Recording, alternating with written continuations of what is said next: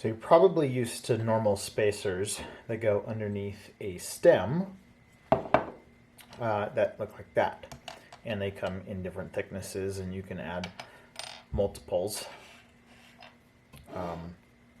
And those, if your steer tube was coming up through your headset, you would typically just add your spacers, put your stem on, maybe add spacers on top in some instances, and then probably put a stem cap of sorts on the top, right? That's all pretty basic. Well, what's going on with this internally headset routed cabling is a little different. These spacers have now been replaced by these spacers.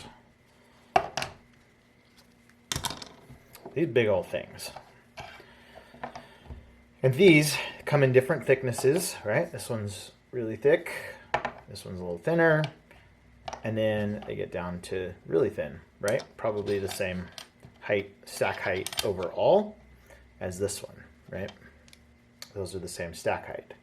So height-wise, we're doing the same thing. It's adjusting the stack height of your stem on your bike. What's unique about this system is how these allow the cables to go through here. And I'm going to show you this on the bike in a second. But on top of the cables being able to go through there, they also interlock with each other. So these have a little tab that sticks up, right? And then a recess spot. So when you hook these together, they kind of interlock, right? When you match them up, they lock in place, right? So they don't come apart there. And you can stack the different sizes on top of each other, again, to get the desired stack height that you want, okay? Now, what is also unique about these is that you can do that without having to take the cables off the bike or even take the steer tube off the bike, because these spacers come apart kind of like a puzzle piece.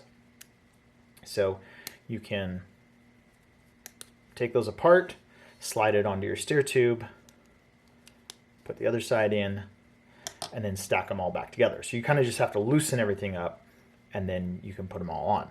Now I'm going to show you where these go in relation to the rest of the headset setup. So let's go ahead and go over to the bike now. Okay, so let's say I wanted to add 3 spacers for my stack height. So there's a couple things I need. One of them, and this one's really important, is this piece here. Now I can put this on without taking the cables off, but it is enclosed here.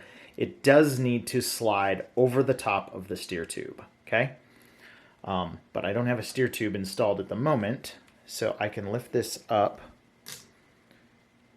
and I can slide my right hand cables in to the right side and my left hand cables into the slot on the left side. And now this sits down inside the bearing, okay? That's what makes a nice interface with the bearing itself. And with that piece in, I can now start to put my spacers in. So I'm going to start with this thicker one. Again, I'm going to disassemble it. And then I go in from the front, and I've got my cables going in those 2 spots, those like little Mickey Mouse ear looking sides. And then I'm going to put that piece back together. Okay, that's back together. And that lines up and locks, and then the steer tube fits in here perfectly. Okay, so if I wanted to add, say, another spacer, take it apart, and now get the cables to go in there, stack that, put that one together. And if I wanted a third,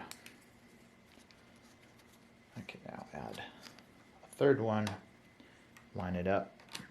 Again, there's these little tabs that line up and they interlock to each other.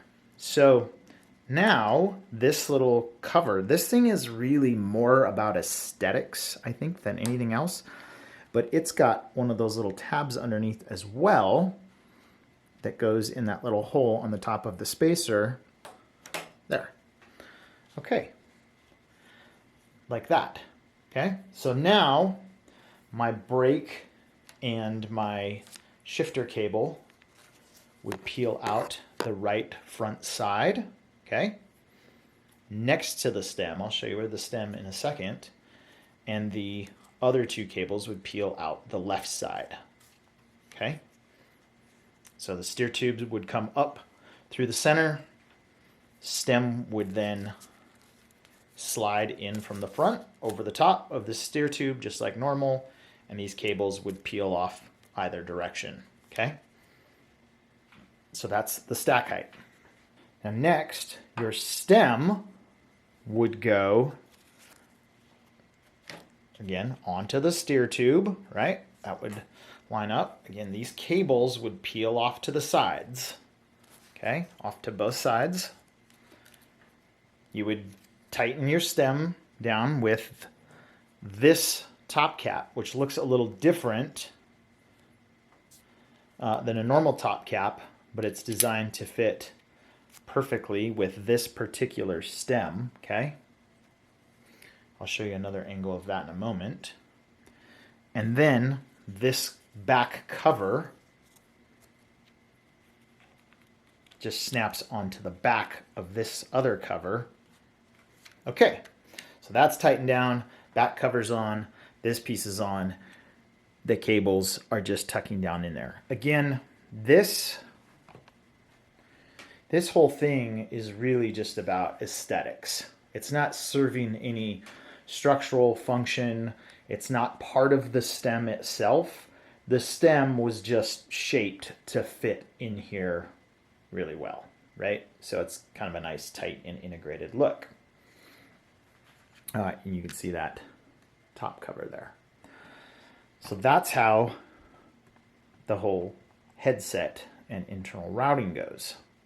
Now, what if you don't like this stem, or I'll show you a totally different problem I have.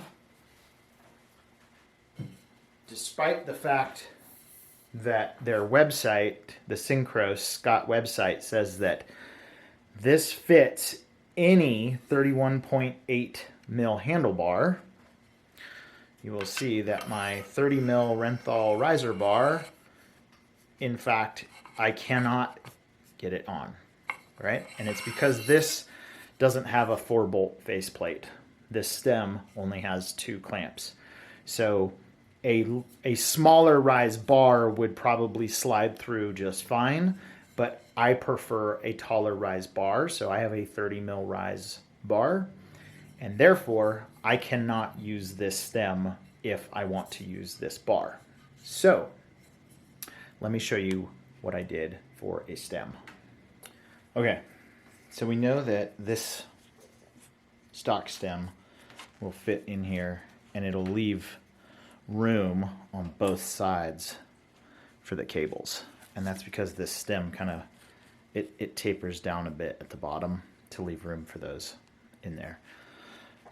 But again, I can't use this stem, so I picked up this P&W stem. Now this stem has the exact same stack height. They're both like just over 38 millimeters in stack height. So I was like, oh, that should be perfect. And so my goal was to use this stem and put it in. But when I do, it's not designed the same, and it's obviously a shorter stem, so it kind of smashes the cables on both sides.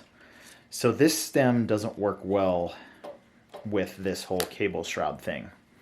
So I got to thinking, maybe if I got this out of there, maybe there's a different way to cap this off without these normal spacers and just use regular stem spacers. So here's what I was able to do. Okay, so this is that stem spacer that comes and integrates to all this and allows the cables to go through. So what I'm doing is I'm taking that off. So no stem, starting with no stem spacers. Again, this plastic thing's gonna go away. I'm just trying to keep it up out of my way for now. So I have these, this stem spacer that came with the bike that I've modified. And what I've done is I've just filled it. I actually used some plastic material to just fill, all those grooves, right? So this one has, dips in it and stuff. So for one side, I filled it and then I just sanded it smooth. So the bottom looks the same and the bottom will still interface with all this. So using this as my stem spacer to start, I put it on just like normal. Line everything up.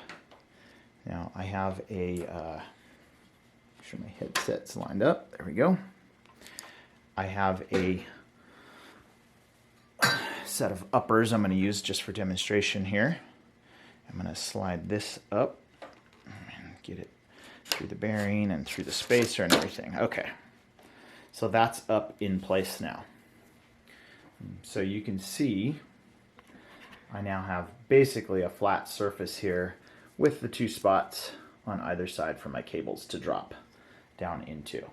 So with that, I can now proceed to just use plain old regular stem spacers. So here's a couple regular stem spacers that we're used to using. I can slide those over the top. I can now take my stem, the one I want to use. It could be any stem at this point. And I can slide that down onto my stem spacers. And I'm going to move it around the side here for a second. Hopefully you can see. By having that spaced up a little, I have plenty of room now for my cables to go in there. I'll probably stack maybe a couple more, maybe put like 4 spacers under this stem, but that gives me room on both sides now where I can have spot for my cables. And it's a more traditional setup. I can put more stem spacers up on top, right? You can see how far this is sticking up at the moment, but I could add more stem spacers on top if I want. I have a lot of flexibility here that I didn't have with the default Synchros stem. So that's what I'm choosing to do with this one. I'm going to go ahead and get this all buttoned up, and then I'll show you what it looks like when it's all said and done here. Now, as I showed a couple minutes ago, I filled this spacer to try and make it all smooth, and I didn't do a fantastic job. Well, after I dug through all the parts that came with this bike, I didn't even realize the entire time they kind of have exactly what I was looking for in there already. This little really thin cover. So what I'm going to do is just loosen up the stem and slide this up a little, pull this one out, and then replace it with this, because I think it'll just look nicer. This is purely for aesthetics, but I guess note to self, always look through all the parts before you start building. What an idiot. Okay, here's the final cable config. You might notice I don't have a shifter cable on this side because I'm installing a GX axis on this bike. I figured there's enough cables up here. I wanted the GX axis anyway, and I thought this is the perfect bike to run GX axis on. So I'm not going to have a shifter cable. So I've got my brake cable tucked in nicely right down there. I've got my front twin lock cable coming up and bundled nicely with the front brake cable, so those look nice and clean. And then I have my dropper and my rear twin lock cable running parallel, so you can see, and they're tucking in the little hole right there. So I have this Scott stem spacer with the little cap, looks nice and clean. And then I have the regular stem spacers. I have 4 stem spacers underneath. So I have a little room to play with, and I might trim this steer tube down later. But for the moment, I think that stem looks really good on this bike. And I think this is going to be a really sweet setup on this Scott Spark. So anyway, that's how all the cable routing works. I know this was kind of an in-depth video with a lot of information, but I couldn't find anything good online that explained how all this worked and whether or not you needed to use a stock stem versus a regular stem. Anyway, hopefully you found this informative and helpful. Thanks so much for watching, and have a great day.